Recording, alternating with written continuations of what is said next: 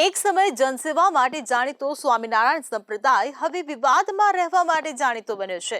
સ્વામિનારાયણ સંપ્રદાયની અંદર પણ કુલ 14 ફિરકા છે અને હાલમાં દરેક ફિરકો કોઈને કોઈ રીતે વિવાદમાં રહેવા લાગ્યો છે। તેમાં પણ તેમના સનાતન ધર્મ અંગેના વિધાનોએ અને લખાણોએ તો રીતસરના બધાને ચોંકાવ્યા છે। એક વિવાદ માંડ ઓસરે ત્યાં બીજો વિવાદ શરૂ થઈ જાય છે। अनंत करोड़ों ब्रह्मांड की उत्पत्ति करे, स्थिति करे, प्रलय करे, आवा तो भगवान स्वामिनारायण अबुजो खड़की दीधा। अबुजो કેટલા અબજો એના મેનેજરો છે।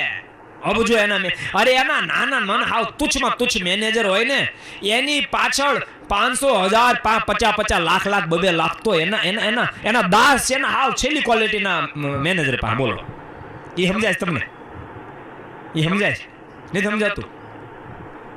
અરે ભલામણ આ દુનિયા જેની પાસે ગાંડી થઈ ગઈ। અરે મેં આમ સંકલ્પ કર્યો, મારું આમ પેલા કામ કરી દીધું, આમાં આ કરી દીધું, આ બાપે આ કરી દીધું, મારું આમ કામ કરી દીધું। એ બધા ભગવાન સ્વામિનારાયણના મેનેજર અને એમાં કેટેગરી સર્વથી શ્રેષ્ઠ મેનેજર પ્રદુબર મૂળ અક્ષર, પછી મુક્તો, પછી મહાપુરુષ, પછી પ્રધાન પુરુષો, પછી આમ ડિસ્ટ્રીબ્યુટ કરતા ગયા। શાખો વધતી ગઈ ને વિરાટ ને પછી પ્રધા વિરાટ, પછી બ્રહ્મા વિષ્ણુ શંકર બનાવ્યા અને પછી તો શાખા બહુ વધી ઇન્દ્ર, પછી તો 33 કરોડ દેવતાઓ, આ બધી શાખા વધારતા ગયા। એક એકની પાછળ યાદ રાખ આમ ઝુમખું થયું, 33 કરોડ દેવતા ઇન્દ્રની સાથે ઝુમખું થયું અને ઈ એક એક દેવની પાછળ લાખો ને કરોડોનો ઝુમખા। સમજાય હવે કે હજી નહીં સમજાતું?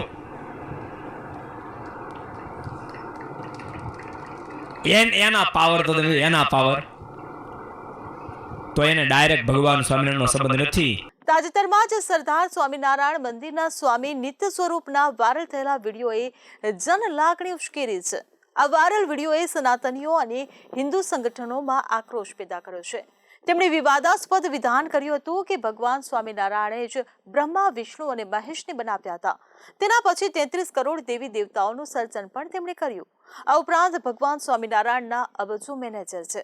ઉલ્લેખનીય છે કે આજે સ્વામિનારાયણ મંદિરની જમીનનો પણ વિવાદ ચાલી રહ્યો છે। સરદાર સ્વામિનારાયણ મંદિરના નિત્ય સ્વરૂપ સ્વામી જણાવ્યું કે બધા ભગવાનો, દેવી દેવતાઓ અને મહાપુરુષો અક્ષર પુરુષોત્તમ પછી આવે છે। આ બધા ભગવાનો, દેવી દેવતાઓ અને મહાપુરુષો ભગવાન સ્વામિનારાયણની વ્યવસ્થાને આગળ ધપાવે છે। ભગવાન સ્વામિનારાયણ એટલે કે અક્ષર પુરુષોત્તમે તેમની શાખાઓ આગળ વધારતા બ્રહ્મા, વિષ્ણુ અને મહેશ જેવા ભગવાન બનાવ્યા। તેના પછી પણ શાખાઓ આગળ વધારતા ઇન્દ્ર અને બીજા 33 કરોડ દેવી દેવતાઓ બનાવ્યા। તેના પછી શાખાઓ વધતા વિવિધ મહાપુરુષો અને સંતો બનાવ્યા હતા। સોશિયલ મીડિયા પર વાયરલ થયેલા સ્વામીના આ વિડીયોને લઈને લોકોમાં જબરદસ્ત આક્રોશ છે। લોકોએ સ્વામીના આ નિવેદનને સનાતન ધર્મનું અપમાન ગણાવ્યું છે। આ નિવેદનને લઈને હિન્દુ સંગઠનો અને ધાર્મિક સંગઠનોએ આક્રોશની લાગણી વ્યક્ત કરી છે। તેઓએ આ નિવેદનની આકરી ટીકા કરી હતી। જય સ્વામિનારાયણ, જય શ્રી કૃષ્ણ, જય શ્રી રામ, જય મહાદેવ, જય હિન્દ, જય ભારત। ભલા ભક્તો, આપણે બધા જ હિન્દુ ધર્મના સંતાનો છીએ, સનાતન ધર્મના સંતાનો છીએ, પણ ક્યારેક ગેરસમજ સર્વ કોઈથી થઈ શકતી હોય છે। વર્ષો જૂની અમારી કેસેટ કે કથા ક્યારે એ રેકોર્ડ થયું અત્યારે અમને પણ યાદ નથી। એ વાતને તેજોદેશી લોકો પેશ કટિંગ કરી અને અત્યારે જૂની ગોતીને લોકોને રિલે કરી અને ખોટા માર્ગે દોરી રહ્યા છે। પરંતુ તેમ છતાંય કોઈ હિન્દુ સંતાનો, સનાતન ધર્મના સંતાનો કે કોઈ પણને એ વાતથી ઠેસ લાગી હોય તો એ બદલ અમે ક્ષમા ઈચ્છીએ છીએ અને આપણે બધા સાથે મળીને હિન્દુ ધર્મને, સનાતન ધર્મને આગળ વધારવા માટે પ્રયાસો કરશું।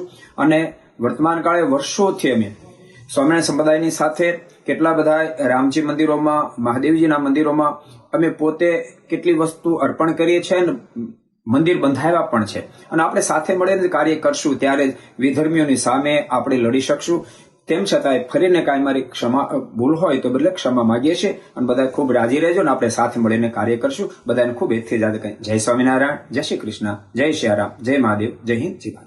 જગન્નાથ મંદિરના મહંત દિલીપદાસજી મહારાજે પણ આ અંગે પ્રતિક્રિયા આપતા જણાવ્યું હતું કે સનાતન અંગે આ પ્રકારની ટિપ્પણી શોભતી નથી। હિન્દુ ધર્મમાં અનેક સંપ્રદાય છે અને દરેક સંપ્રદાય એકબીજાને સન્માન આપે છે। કોઈ સંપ્રદાય બીજાના પર વિપરીત ટિપ્પણી કરતો નથી। તેથી સ્વામિનારાયણ સંપ્રદાય પણ બીજી ભગવાનો અંગે વિપરીત ટિપ્પણી કરવાથી બચવું જોઈએ। તેઓએ વિવાદાસ્પદ નિવેદનો ટાળવા જોઈએ। તેઓને આ પ્રકારના વિધાનો શોભતા નથી. આવા વિધાનો કરીને તે પોતાના સંપ્રદાયનું જ અહિત કરે છે. તેની સાથે તે બીજા સંપ્રદાયો સાથે બિનજરૂરી સંઘર્ષને જન્મ આપે છે. હવે અહીં સવાલ એ છે કે સ્વામિનારાયણ સંપ્રદાયના વિવિધ ફિરકાઓ દ્વારા સર્જાતી વિવાદની આ પરંપરા ક્યાં અટકશે? શું તેમને કોઈ રોકનાર નથી? શું તેમને કોઈ ટોકનાર નથી? દર વખતે ક્યાં સુધી હિન્દુ સંગઠનો અને ધાર્મિક સંગઠનો આ પ્રકારનો આક્રોશ વ્યક્ત કરતા રહેશે?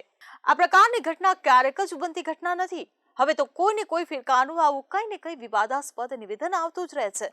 તેના પછી વિવાદ વધે તો તરત માફી માંગી લેવામાં આવે છે. આ અંગે કેટલાક સાધુ સંતોનું કહેવું છે કે તેઓને આ પ્રકારની ટેવ પડી ગઈ છે.